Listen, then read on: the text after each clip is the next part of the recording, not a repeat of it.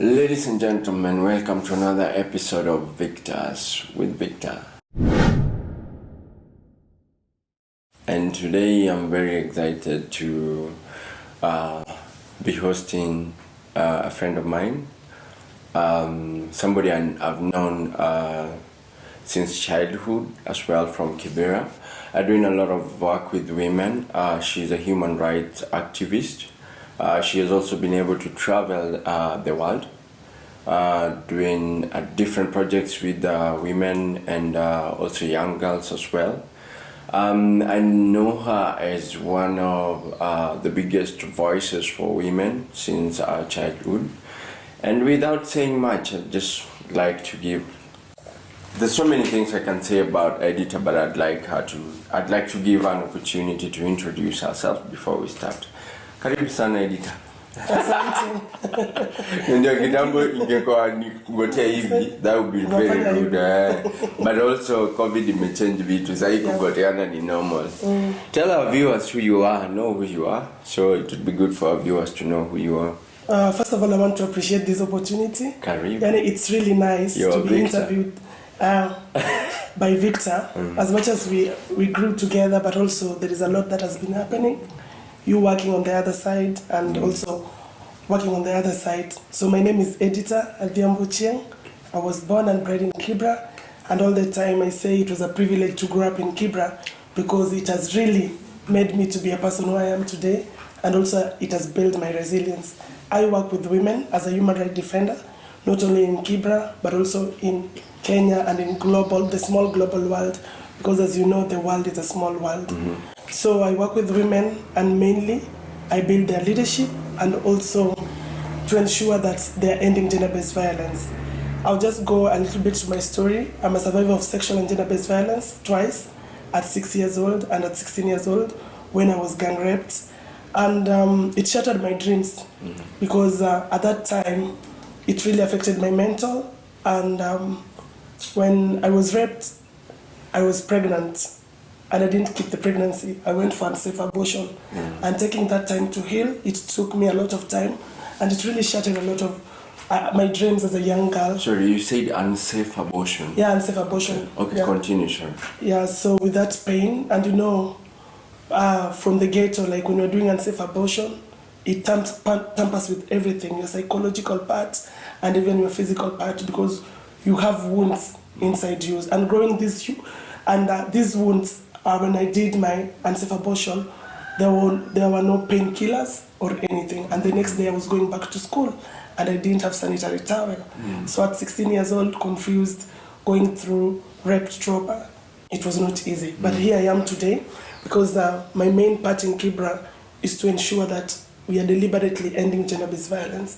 Because women have suffered, and I know men also have suffered, but speaking on the part of women, because of the retrogressive cultures that we have, and people just normalizing these cultures, then we are here with our voices to end gender-based violence in Kibera. Yeah.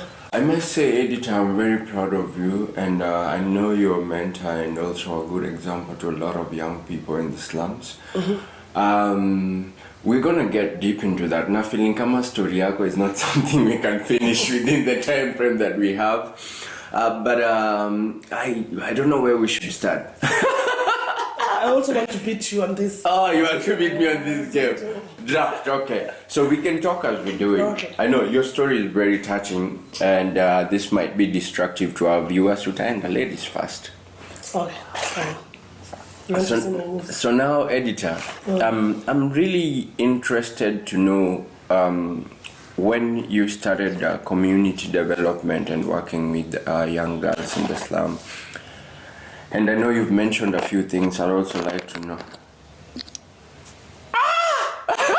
Editar, I just had up.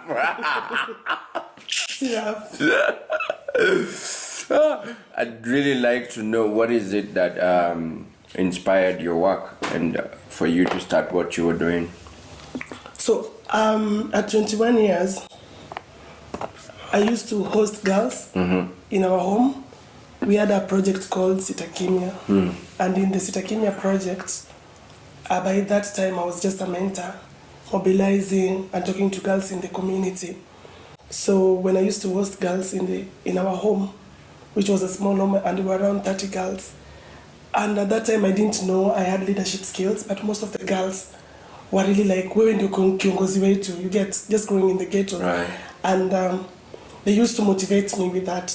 So when we were speaking, doing girls' conversation, I realized 28 of us were survivors of rape and defilement. But nobody here was speaking about. And when I started sharing my story, I was not sharing as my story. I was telling people, this is what happened to my friends. Because rape has been associated with discrimination, with isolation, with pain, trauma. So nobody wanted to talk about that. Right. So I used to tell them, my friend, this is what happened to my friends. And then when we were doing our second session, I said, no, I need to tell them the truth. And when I came and told them, it happened to me, not my friends, I've just been lying to you. And then everyone opened up.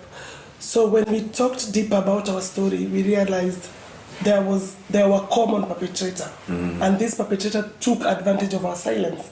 And this perpetrator, this guy used to defile all girls. So it was, And this is when I realized there was power in our silence, and the perpetrator kept on having this power to manipulate girls around, to rape girls, and to silence women. It's something I didn't know. Yeah. But now, Editor, I don't think you're lying. You were just hiding in their stories, and then you finally decided to come out and speak about it. So when you spoke about it, that's a good move. When you spoke about it for the first time, who did you tell and how did you? So I told these young girls when I was telling the first people I talked to and shared my story with were these young girls. We were around 20, we were around 30. And then I realized 28 of us were survivors. 2 were not survivors. And they were vulnerable already because they were growing in the same community that I grew up. So later, I decided to share with my family because I had sisters. My mother is a female. So I got that courage and said, no, imamba kulelewa in an African context, and we are so sacred that we don't want to share our stories. I didn't buy it at all. So I shared with my parents, I shared with my siblings because I wanted them to know my stories. I realized my mother also experienced attempted rape when she was a teenager, and she's never talked about it. So she finally disclosed it. Yeah. One of my sisters was also a survivor from the same person, and I said, no, we need to stop this. So all the time, I used to, because already when I was 21 years old, I had a child who was growing in the same community that I grew up. And this thing, I was like all the time afraid because I was looking at my daughter and the community, how the community is harsh, and how retrogressive cultures are there to manipulate girls and nobody. And even the people who survived were still normalizing violence against women. So we formed a group called the Kibera Young Women Network, and it was a very powerful network of young women. And by that time, what we noticed was we wanted to end gender-based violence, but also we wanted young women to participate in development spaces, because by then, young women were nowhere in Kibera in development spaces, like even in local administration, just even in the public spaces.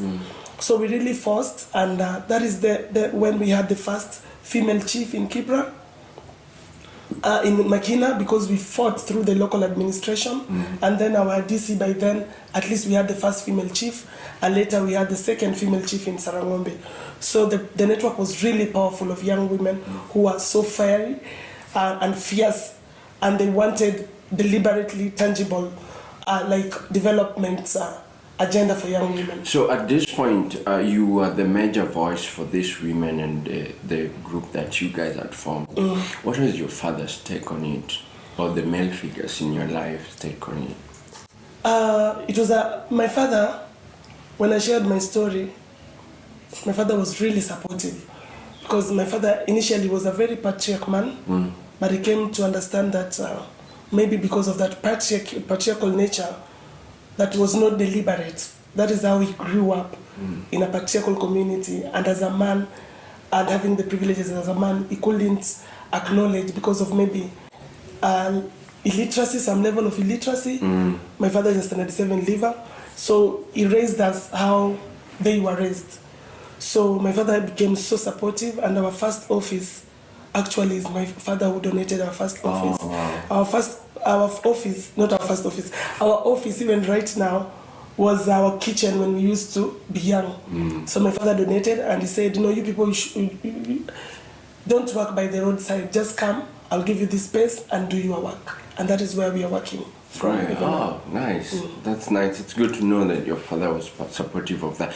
So now, Editor, I know, for me, I've always been impressed with the work that you are doing with the girls, especially when I came back from the university. And I think I'm one of the donors who was supporting the projects that you're doing with the girls.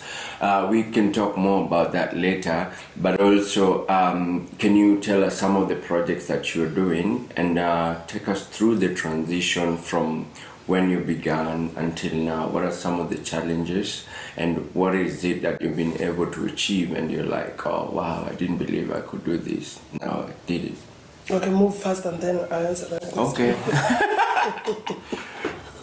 Allah. Nimekufungia. Okay. Let's go.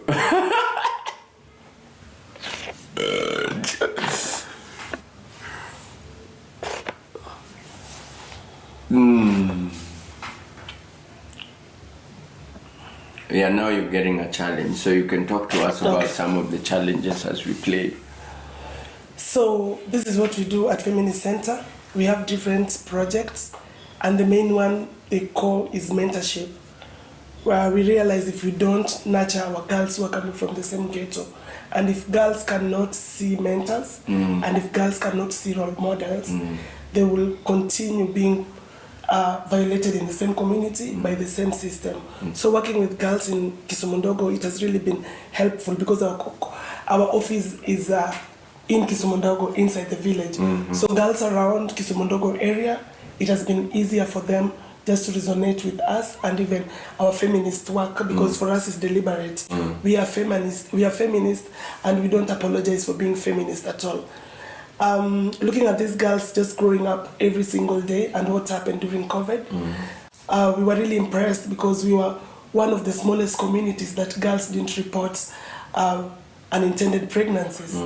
And it was really motivating because in our hood, everyone understands, like, we have feminist women here, and if you dare girls in this community, these feminist women will come and arrest you.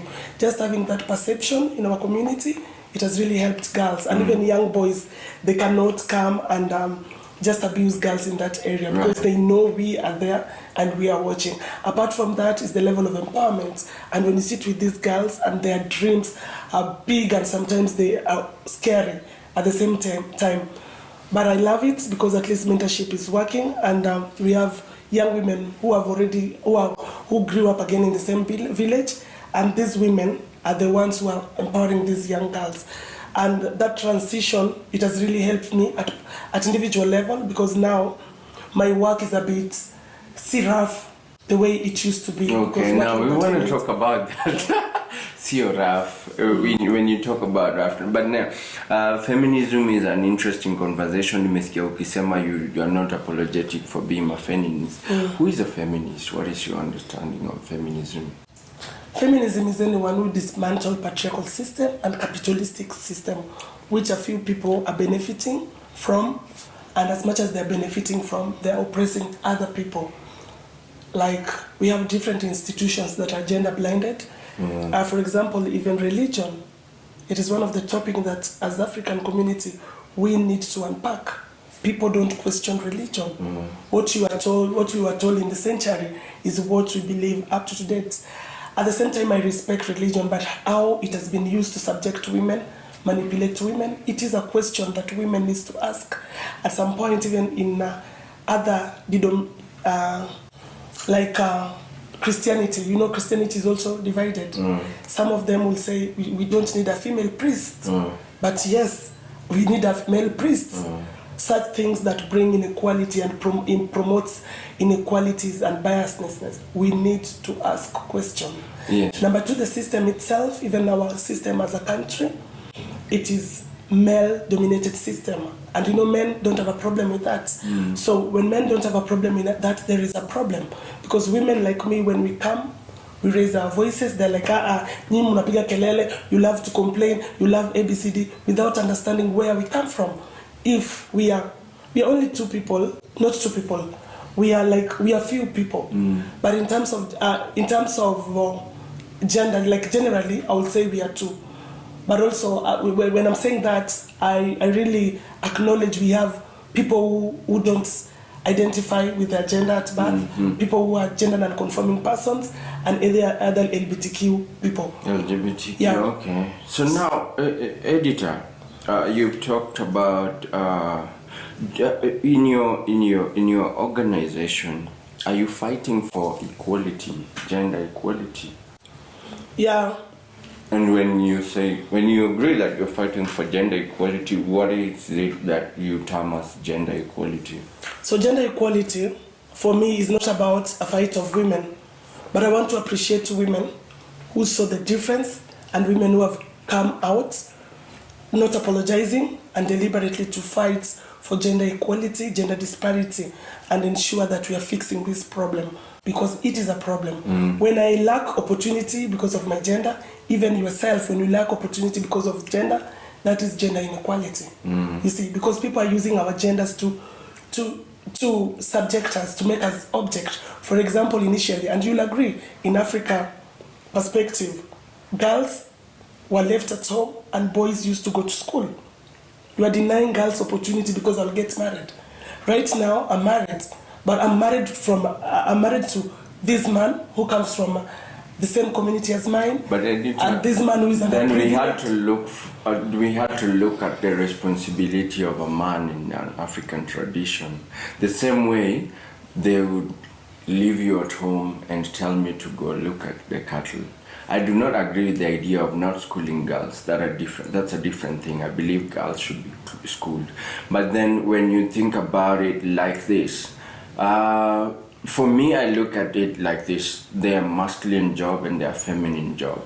And in my opinion, I feel like in other contexts that have been looked at differently, it's just the community appreciating the feminine in Editor.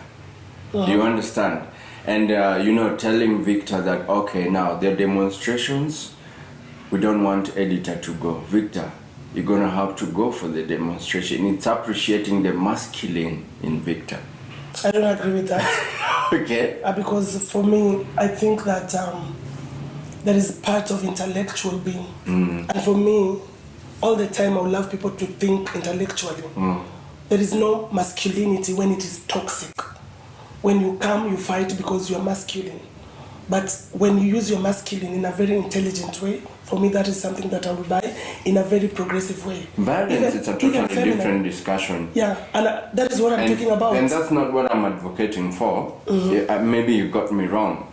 But what I'm trying to say, do you feel like, because babu equality yenye unatry kusema, ni women should be equally, the number of women should be equal to the number of men everywhere. Yeah, that is what I'm saying. That is actually what I mean. It's but 50, can't be realistic. It can be realistic. How sure? Because the person who set all the inequalities had an agenda. They had an agenda to bring women down, number one. They had an agenda to benefit. Even the capitalistic system, how Africa has been working and will benefit the international communities.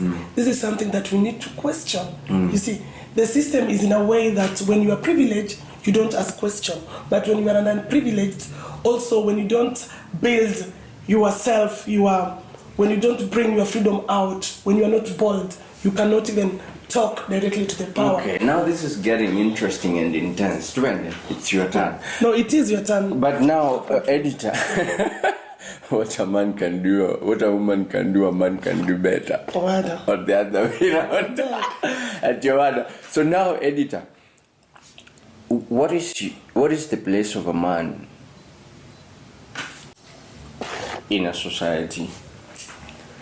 The place of a man. Oh, damn. That's a move.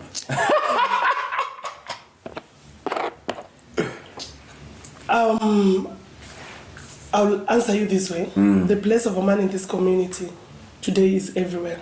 It has been everywhere. And it should be equal to the place of a woman. Okay, so to The same protect a woman opportunities. should protect as well and provide. Yes, Oh, I okay. protect my husband and my husband protects me. And in a you very provide different way. for him and he provides for All you. the time. Oh. And that for me, when I say gender equality is possible, because personally I'm practicing gender equality. I cannot wait for a man who has grew up in the same underprivileged society all the time to go outside there ateseke in the name of anakuja kuwasaidia familia.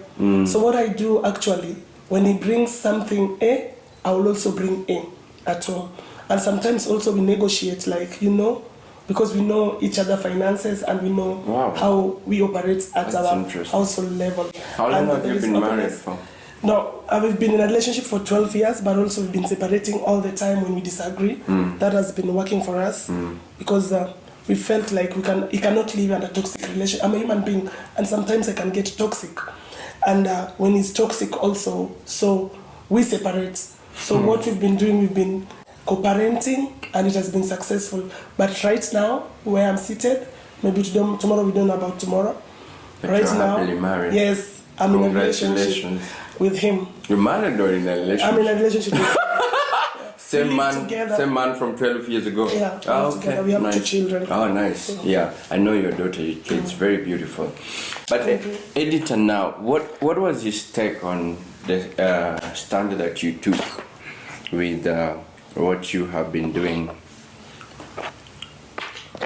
Unacheza reverse. Nakuwa nilikuwa Unacheza rap. equality tumeongelea. Unacheza rap. Hatukuweka rules. Okay. Sawa. Jesus is Lord. Yeah. My husband has been supportive, kabisa. Siwezi danganya ati he has not been supportive. Initially it was difficult because of the questions that I keep on asking. Even him, just understanding that also he grew up in a patriarchal society. So he has privileges. That's when I ask questions at home. It was really difficult during those days, but right now he's very supportive in my work. It is very hard to not support your work. During COVID, because business has not been okay, I've not been supporting your work at all, but I'm looking into continuing supporting it. But also, there are a lot of things that personally I do not agree with you on. And but that doesn't make us enemy, and that is what I like about our relationship. And looking at you as an older sister who's also been, because sababu mtu hawezi kuwa perfect. But now, what is your take? Like, I'm going to ask you about some of the things that I do not subscribe to Which is okay. In your field. Yeah, it's totally okay. But kitu kama, for example, there was a time where, ladies should want to come from their home because sababu hata marriage yako imekuwa on and off, sindio? Yeah. Nilikuwa na feel ni kama you were standing for women, and I don't know, like if for example they would have like a domestic quarrel, which is a normal thing, there's no perfect relationship, then your first reaction would be like, toka kwa hii relationship ni toxic. So toxic is a vocabulary that I feel like you subscribe to even when people would sit down and talk. And I know your organization has a good number of women. Saini wangapi? Tuko watu volunteers, tuko 15. Are they married? No, we don't look at people. We are not defined with our relationship. But the good in our number. organization. Okay, but the good number of the women, are they married? They are in a relationship. Oh, okay. Yeah. So they have not been inside marriage and out. There have people who have divorced. There have people, right now we have people who have been separated. We have people who are married. We have people who have started their relationship. We are diverse.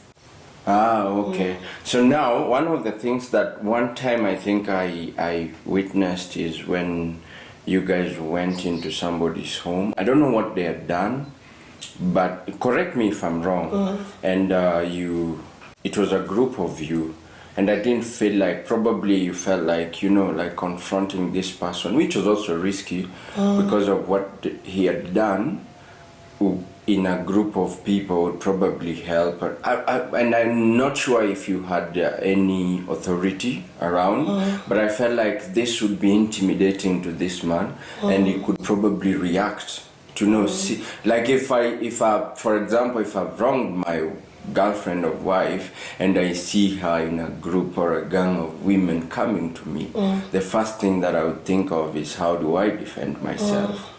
That is one thing I didn't subscribe to, and you can correct me if I'm wrong. But then the other thing that I was really questioning, and I want to ask you, is what is your take on contraceptives for young girls? So I'll just answer you directly, and I cannot apologize for any move that we've made as women, because I've talked about men having privilege. Yeah. And even just in the community, like even in a relationship, there is that masculinity that will always come. Even if men are not paying bills, they will want the community to look at them as the head of the house, blah, blah, blah. All these things that have been there traditionally, and even from a religion point of view. So the case that you're speaking about, there was this, he was young by then, youngish. This case happened around 2017 when this guy stripped a young girl naked. When this man stripped this young girl naked, this girl was only 16 years old. Or they were not in a relationship? I don't think if she was in a relationship, but she was chased from the school, and then she was in the community. And then this guy just stripped this girl naked. Naked, walking with this girl around from Katwekera. It was from Katwekera to Olympic here at to the chief camp. And we felt so bad. And this guy whipped this girl. This person is late. He died 2 months ago in Kibra, and he was a goon. He was a very toxic goon. And I remember when I was a child, I was young, when I was around 12, 13 years old, I experienced this, the same guy taking her partner to a baba and then told the baba to... His partner to the baba? Yeah, okay. And then forced the partner to shave the private parts of this girl. And it was so painful, it was so embarrassing. And this was the second time he was doing that, and community normalizing. So I realized the power that I had, because I was not in Kibra when that incident was happening. So where I was before, I was in a meeting, and I got 21 missed calls from different people. And then when I was responding, and then these women were like, Editor, you know this ABCD, they were explaining the situation on whatever happened. And where I told them, you people, you have the power. You are a community, and it keeps on doing this to women, and community has normalized it. And it been reported to the authority? It was reported. And what did they do? So when I was coming in, it was in the evening, which personally also I don't subscribe for people to go and attack perpetrators. Right. And I want to tell you, in my work, I've protected perpetrators, literally. The alleged perpetrators. I know that. I've told people, no, yes, he might be a rapist, but you cannot beat them.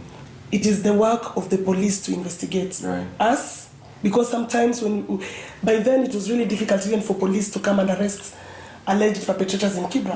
And it was easier, even me personally, using my own money. Resources, calling for a taxi, protecting these perpetrators, because women were listening to me. To be taking them to the police station. And I remember, and that's why these conversations are very important, because people talk from a point of view, number one, it's hating our work. They will say anything.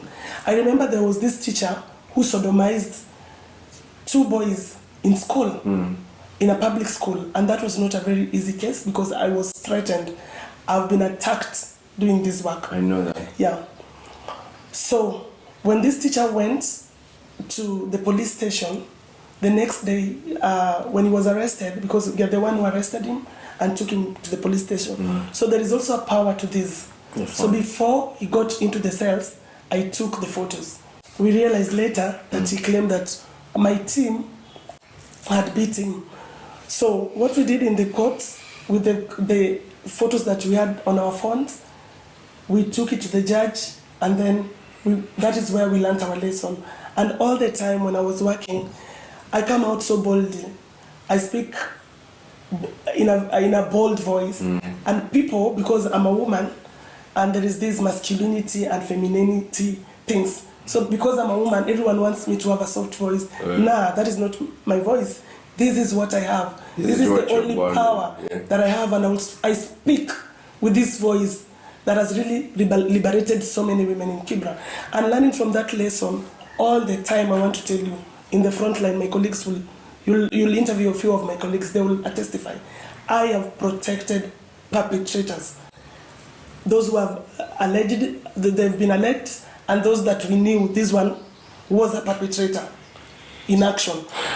I've talked to perpetrators one-on-one, and when we arrest them, I give them tea to wait for the police officers to come. Yeah, I talk to them one-on-one because personally I want to know, why do you rape girls? It is wrong to rape girls. Yeah. You are 50 years, you are defiling 12, 13-year-old girls. Yeah. I need to have a conversation with you. I need to tell you that it is wrong, whatever you did.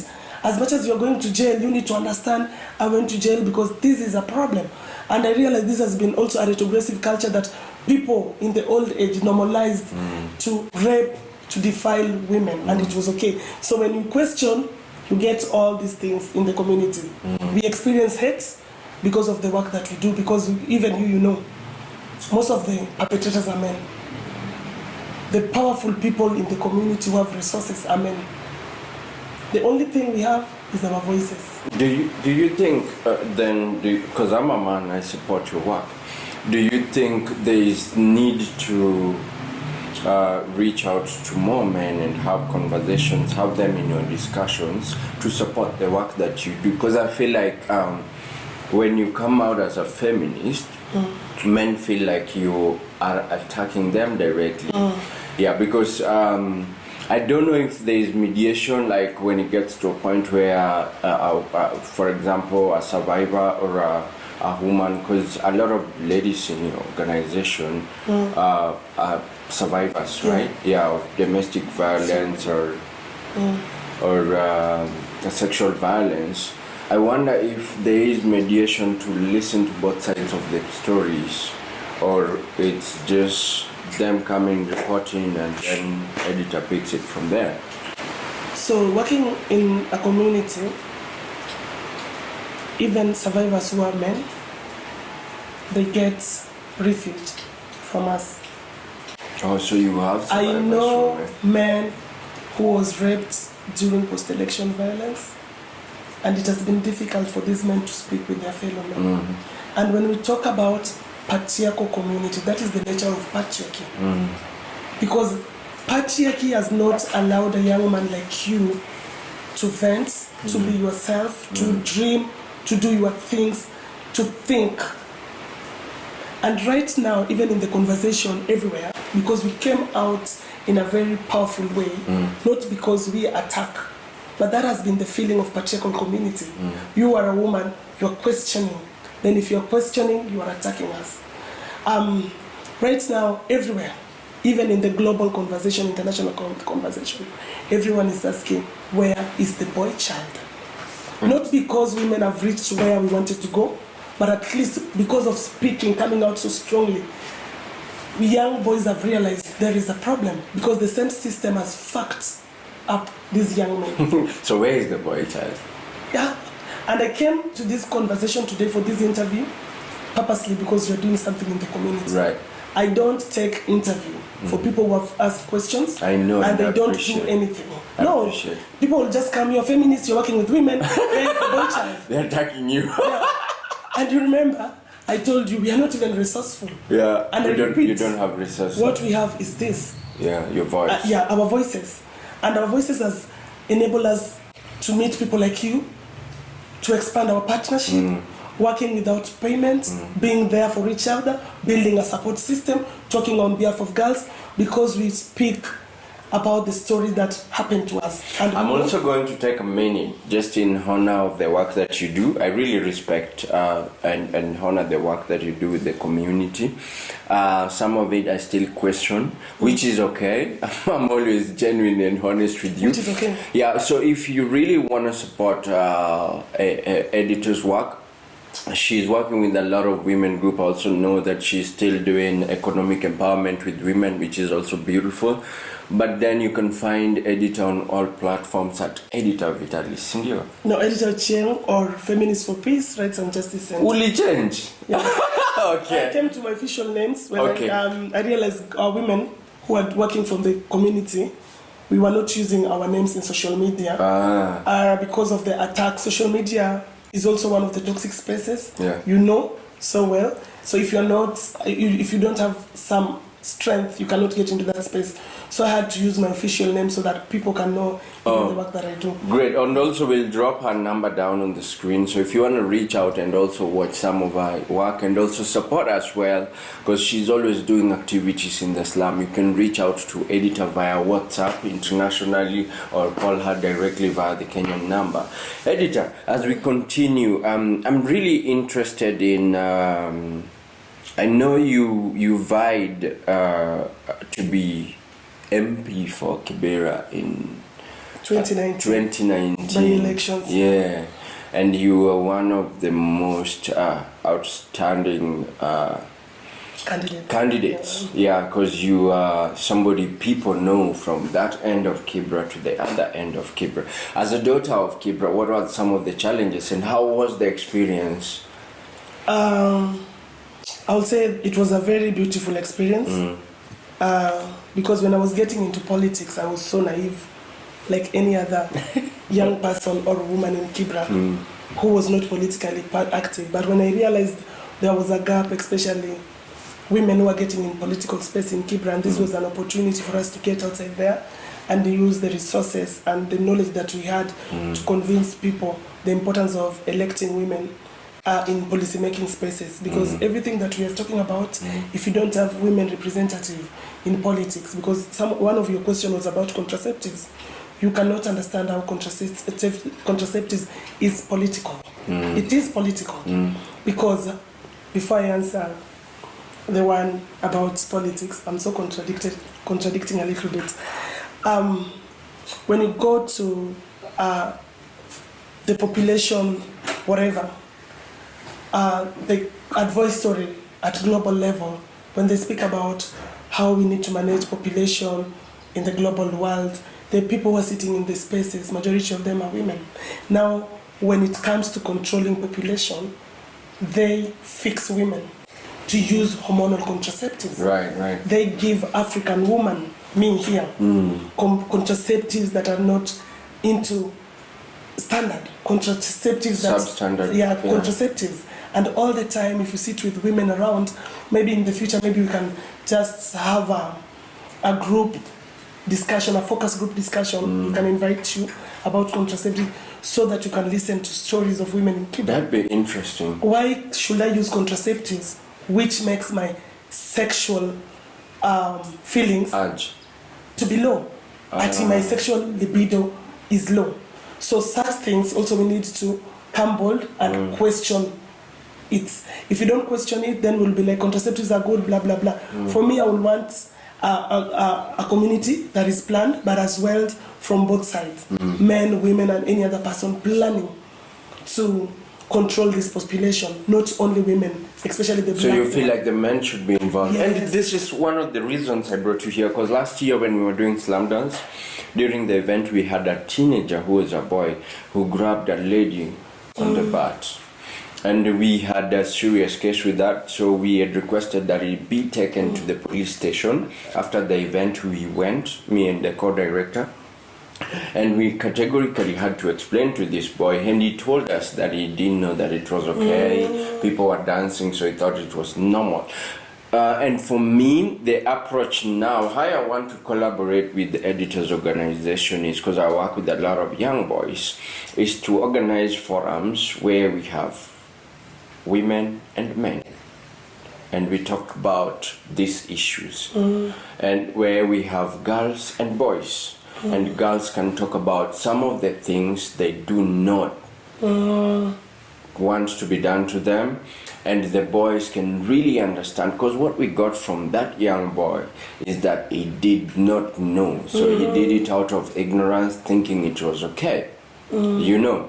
So I think that approach would probably, because I understand there's a reaction to every action, and when you started, you're very vocal and very rough, and you wanted that place, you were fighting for it. As opposed to the young girls now, you've paved the way for so many young girls that now they can talk. And it's not as rough as it, because I remember people used to even attack you sometimes. Even right now. Still. Yeah, I was attacked in this recent demonstration, and it was not easy. Like, I'm still healing. So then it brings us to the question of me as a man. I need to protect Editor. And so we can have that discussion and get a balance of it. And I feel like that approach would probably, that is my small thinking, would probably help in countering these challenges that we have, the gender challenges that we have in the community.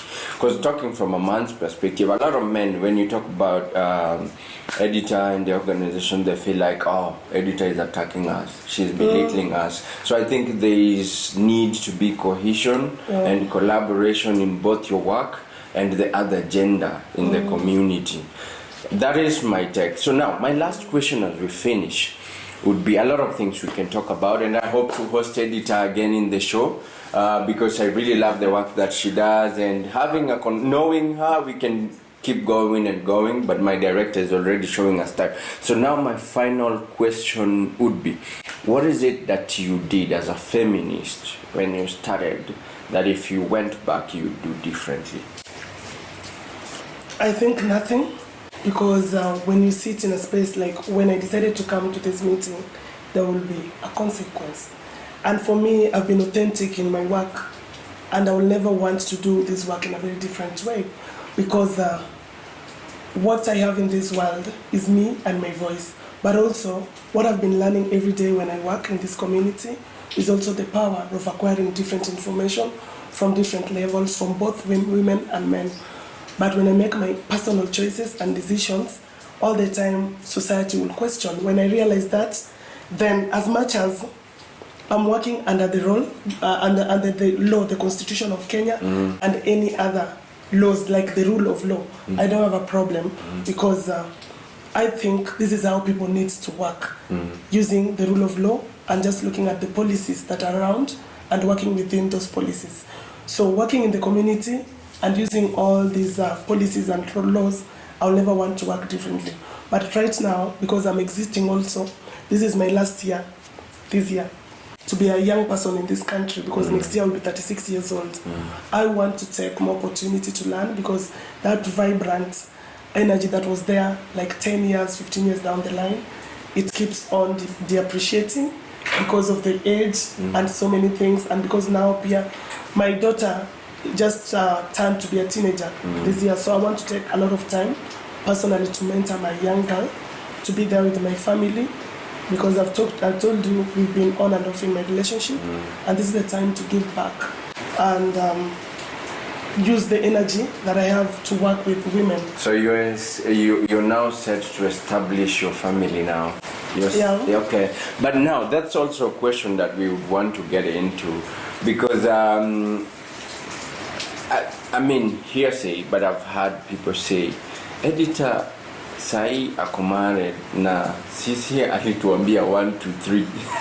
She's telling the community that, what is your take on men, and now that you're establishing a family, what do you feel about young girls that you told, for example, to run away from what seemed to be toxic in their relationship, and you gave advice to not be around their men?